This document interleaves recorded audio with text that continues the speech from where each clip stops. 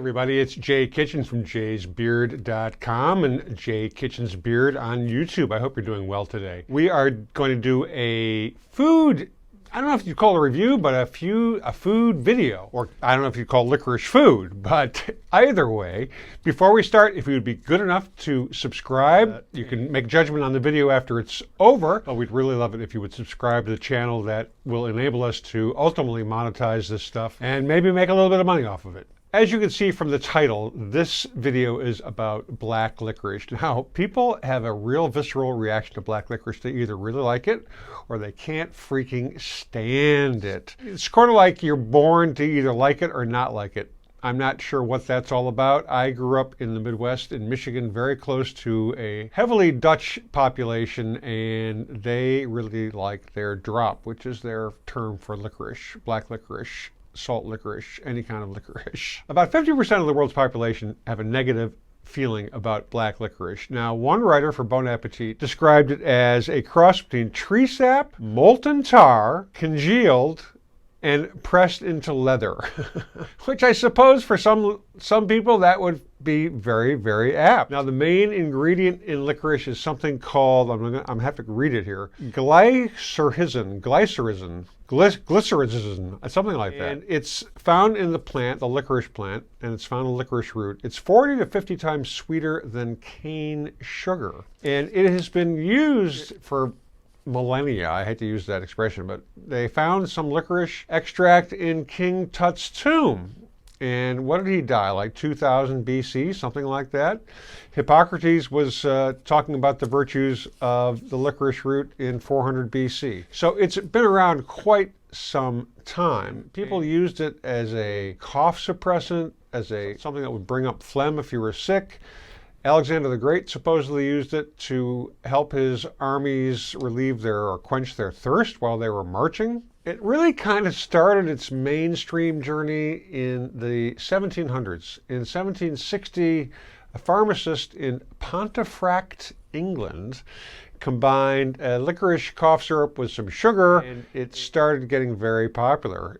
He sort of created a wave, and then in the mid-1800s, it sort of went what would be considered to be viral. It probably reached a critical mass at that point, because pretty much if you go to Northern Europe even today, there's all kinds of permutations of very interesting black licorice. You should know that the detriments of black licorice are not unimportant to be aware of. If you eat too much of it, it can screw with your blood pressure. It can also deplete your body of potassium, which really can set you up for a cardiac event. So you really have to be careful, particularly if you're over 40, in overdoing it. If you like black licorice, I mean, I know when I was younger, I could eat this all day long. With my Crohn's disease, not so much anymore.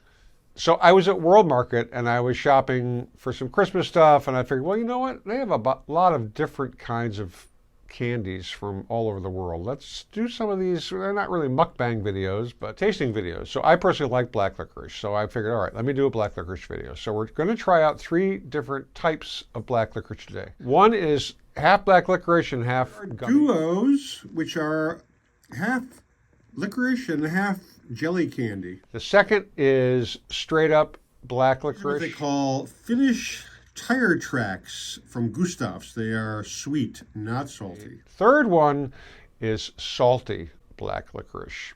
So I figured we'd do a little sweet, more sweet, and then savory, if you could call it that. The first entry into the taste test, such as it is, are these duos. So you can see they're gummies. Now, I used to go to Amsterdam a lot in the late 90s, and I'd always bring back a suitcase full of licorice or Dutch bakery goods, like their honey cakes, that sort of thing. Things which I couldn't really access easily where I lived at the time. And they have these in all different colors. They make them in race cars, all kinds of different, shapes and sizes for the kiddies. Like I said, it's half sweet, kind of fruit gummy, and then the half is sort of that savory, licorice-y kind of taste. So we're going to pop one in and give it a run. Mouth-watering fruit gum and licorice. Now, these are from a company called Gustav's, non-GMO, gluten-free. This is an orange one, and you definitely have the orange flavor coming through. The ingredients on this are the top 3: glucose fructose syrup, modified starch, and pork gelatin. If you're halal or kosher, stay away from this shit. These are made in the Netherlands. I can't even talk, I've got the gummy in my mouth. These are made in the Netherlands for a company near where I grew up in Michigan, Garrett J. Verberg Company in Fenton, Michigan. Quite tasty. I like these. These I will keep in my car to munch on. The second entry into the tasting contest, or whatever you want to call it, are Gustav's tire tracks. Now this is Finnish black licorice. Let me read you the ingredients. Sugar syrup, wheat flour, and sugar. Those are the top three. The next one is licorice extract, sorbitol syrup. Now, sorbitol typically has not a good effect on my tummy. It'll make me hit the little boys. They call these tire tracks, and these, I used to eat this type of licorice, this Finnish type of licorice, and you see it kind of spreads out, and it's softer. I do like the way this stuff, if that's what I'm thinking it is, tastes. Let me give it a shot.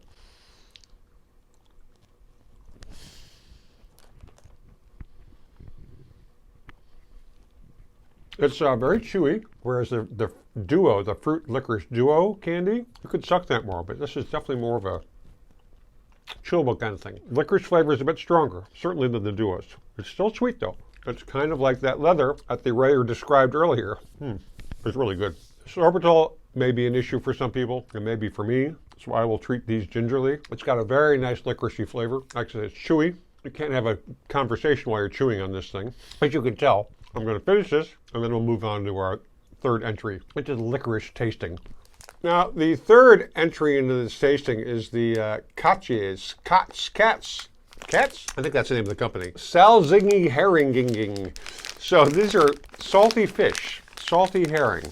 And these are made, I believe, these are made in Germany. Yes, product of Germany. It's hard to read the ingredients here. Ingredients, okay. The ingredients on the Salzingi herringi soft licorice candy: sugar, glucose syrup, and modified starch. The next is 6% licorice juice. So that's number 4. But then you get down, it's got 1.8% ammonium salt, which is why it's so salty. Now, I don't know how salty these are. We're going to find out. These are little fishies. They look very sweet and innocent, right? They are vegan. They're not bad. Much sweeter than I thought. I mean, maybe they're not salt. No, but that got the ammonia in it. So that's, I mean, it says ammonia salt. So, but they're not anything like a double zoot coin, something like that, which will take the hair off the top of your head, even though you're putting it in your mouth. I like this better than the other two. I like the duos. I do kind of like the flavor of the Finnish tire tracks. I'm not a big fan of that particular. There's something a little bit lacking in the licorice flavor. They're good. Don't get me wrong. They are good. These are all about $3.50 to $4 per bag, and they're at World Market, which they're almost everywhere, it seems like, in any kind of decent-sized population center. We are going to continue this reviewing of licorice and candies that we pick up that are unusual, that some people kind of miss or kind of curious about, but don't want to check them out. I still have this salty herring in my mouth. Thank you so much for watching. We really appreciate it. Again, if you could please subscribe, and if you like the content, please hit that thumbs up button. And otherwise, stay kind, stay lifted, be well groomed, and we'll catch you on the next one. Cheers, everybody.